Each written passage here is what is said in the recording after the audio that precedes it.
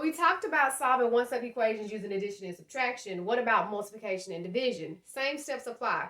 You still want to make sure you get x all alone by itself. So let's say we have x, well, let's do 3x is equal to 21. Our goal is to get x alone on one side of the equal sign by itself. To do that, we're still going to use inverse operations. The opposite of multiplication is what? Division. So let's go solve the mystery. What did they do to x? They multiplied it times 3. What it get x by itself, we need to undo that. All right? So let's go ahead and divide both sides by 3 because that's the opposite of multiplication. 3 divided by 3 reduces down to a factor of 1. The 1 just is understood to be there, so we don't have to write it in front of the x, okay? We don't have to write that 1 in front of the x. 21 divided by 3 is then 7. If you want to make sure that you got it right, just substitute it back in. 3 times 7 is equal to 21. 21 is definitely equal to 21. I tell my students there's no reason that you should get the answer wrong because you can always check it and make sure that it's right. So it's no reason that you should get it wrong because you can just substitute it back in, right? What about a division problem? X divided by 5 is equal to, let's say, 15. So a number that's divided by 5 is going to give me the result of a 15. The opposite of dividing by 5 is going to be multiplying by 5. So we're going to take this and we're going to multiply it times 5 on this side, times 5 on this side.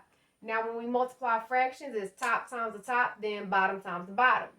So I'm going to multiply 5 times x. That'll give me 5x over 5 is equal to,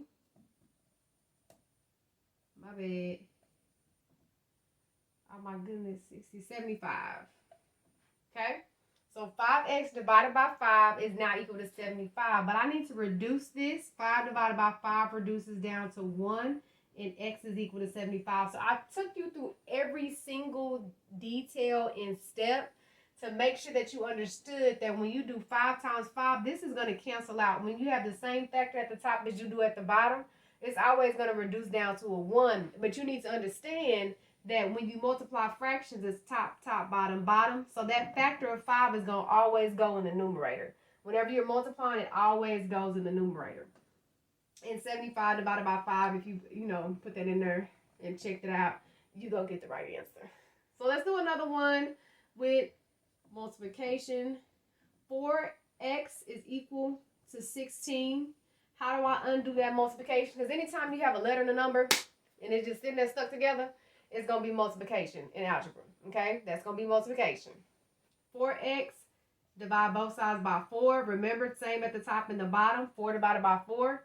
X is going to be equal to 4. Let's do one more division problem. X divided by 3 is equal to, let's say, let's do 6. Okay? 6. So what is this going to be? 3